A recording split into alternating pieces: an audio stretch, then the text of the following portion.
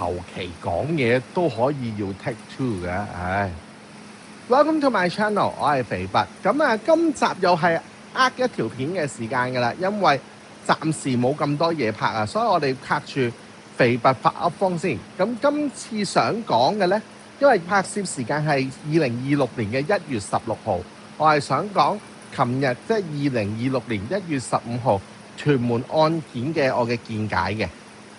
好，咁首先咧，我唔會特別講案情啊。咁據我所知就簡單啲嚟講，喺屯門傍晚咧就有一個人咧無啦啦走咗入當期嗰啲外面嗰啲小食攤嘅廚房入面，立咗人哋把刀，跟住出開去，跟住之後咧啲人報警啦。然後喺混亂期間咧，當時嗰個疑犯咧就攞住把刀嘅，同埋咧搶咗個女仔。我唔知究竟係咁啱佢棘到啊，定係佢攞個女仔嚟做人質啦。跟住同時警察到場，想將佢制服，到混亂之間咧，警察決定開咗2槍，最後咧疑犯送院係不治嘅。咁佢大約知道嘅內容，因為我都係喺香港電台兼之後教老記，我有機會記錯。咁如果有講錯，希望大家指正下。據我所知就應該係一名越南嘅，但係已經係香港永久居民，咁就有案底嘅。咁身上亦都發現有冰毒，咁就亦都懷疑已經係精神錯亂，咁唔犯案嘅。咁我今次就唔會特別話分析屯門案件呢件事嘅，因為坦白講句已經要發生已經發生啦。咁我覺得就係我嘅能力係分析案件係冇用嘅，但我有少少事係想分享俾大家嘅。咁大家都知道啦，我哋賣港幣成日返深圳玩噶嘛，正所謂係香港嘅罪人嚟噶嘛，係咪？咁喺上深圳玩嘅時候咧，就發現咗3件事。喺而家呢個香港咧，或者甚至全地球咧，經常有呢一個人令到成個城市有危險嘅事件。除咗今次屯門事件之外，亦都當然有之前嘅鑽石山慘案啦。另外咧，如果大家有睇新聞咧，亦都有一單就係有個阿伯為咗爭地鐵位咧，一錘窩落個女仔度啦。咁另外我有一單咧係我見到冇上到新聞嘅，但係我喺 fact 嗰啲嘅即係嗰啲短片度睇到就係話有2個阿伯喺個街邊嗰度爭執，其中一個阿伯竟然喺個背囊度攞個戒刀出嚟，想吉咁樣吉係直刺啊，吉過佢嘅對手嘅。咁好彩當時有一部黑色車閘住咗2個人，咁先冇事。但唔知點解呢單嘢冇上到新聞嘅。咁啊，另外都唔單止香港啦，咁啊，譬如話可能台灣嘅無差別嘅殺人事件啦，咁即係上次台灣台北站嗰單嘢都有不幸有英雄喪生啦咁樣。咁可想而知，其實而家呢一種嘅一個人危害整個城市嘅事呢，係無論如何都唔會避免嘅，係每一刻都有機會發生嘅。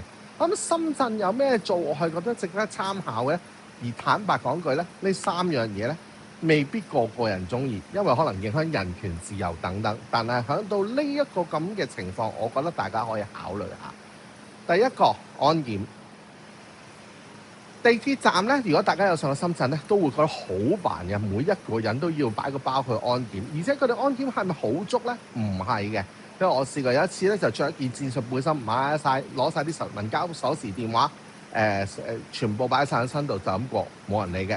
只要你個包放落去就得噶啦。咁坦白講句，鎖匙擺得落去，武器都可以放得落去啦。不過大陸對武器嘅管制係相對係比較強啲嘅。咁就但係咧點都好，都隔咗一重噶啦。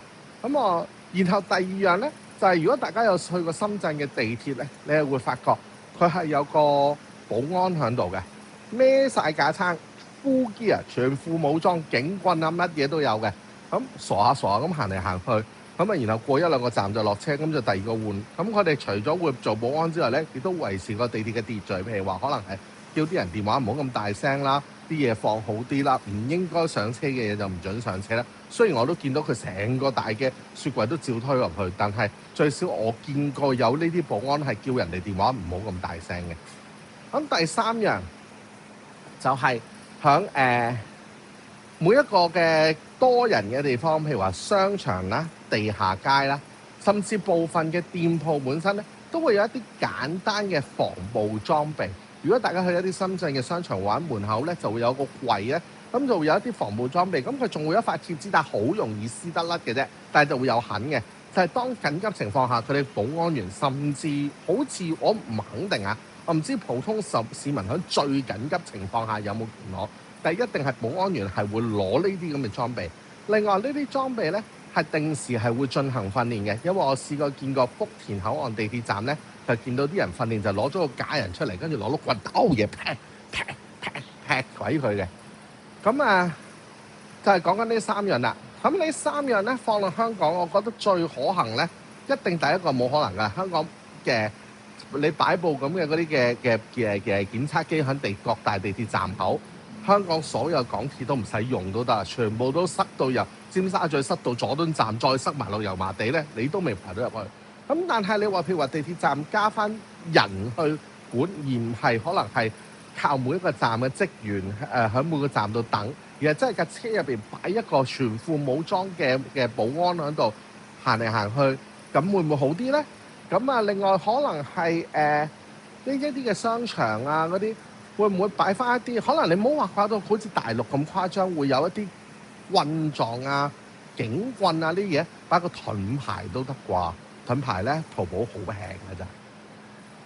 咁然後就可能有啲話，肥拔你有冇咁誇張啊？幾年先發生一次，你要咁樣要香港人犧牲呢樣犧牲嗰樣？喂，如果周街都係武器嘅，可能某啲人會攞嗰啲嘢嚟攻擊你，而嗰啲人可能係唔會俾人拉嘅人物嚟嘅喎。但係我想講，我就曾經見過2次，就係有人係食太空油喺條街度行嘅。第一次就係我工作嘅地方，咁我做酒店嘅啦，佢真係吸住個太空油，食完就喺個室內嚇，跟住我以為係電子煙啦，我叫佢唔準食煙啦，佢就咁樣行嘅，佢真係咁樣行，佢仲諗住係話佢本身已經住咗咩萬嘅，仲諗住續租喎。咁跟住之後就經過經理同意，就決定就係唔俾佢住啦，咁叫送佢走啦。但係因為冇證據叫話佢吸毒啊，雖然盲嘅都知道佢係吸緊太空油，但係冇證據，所以都只能夠送佢走。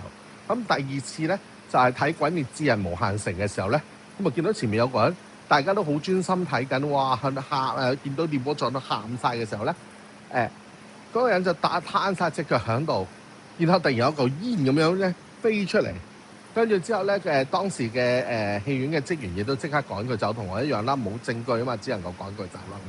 所以危機咧，香港都係其中一個啦，唔好話尤其啦 ，any 地方都有，係隨時都會發生嘅。唔係話我頭先講嗰3樣嘢一定要做，可能每一樣要做，千祈唔好做都得。但係我諗任何一個城市唔止香港，都要考慮清楚究竟。呢一啲因為一個人而令到整個城市有危機嘅時候，點樣處理？防你係防唔到噶啦。無論你可能係精神有問題啦，無論可能係你吸咗毒品啦，難聽啲講句，可能我工作壓力大，我發生啲呢啲我自己都唔想發生嘅事，冇人知嘅。咁有冇人制服到我咧？咁當然可以啦，我呢啲咁弱雞，個個都制服到啦。好啦，咁今日就嚟到呢度啦，希望大家comment、like and share， 就算唔 comment、like and share 呢條片咧，都可以 share 翻之前噶。我熱海嗰啲片拍得好辛苦噶，就係咁啦，拜拜。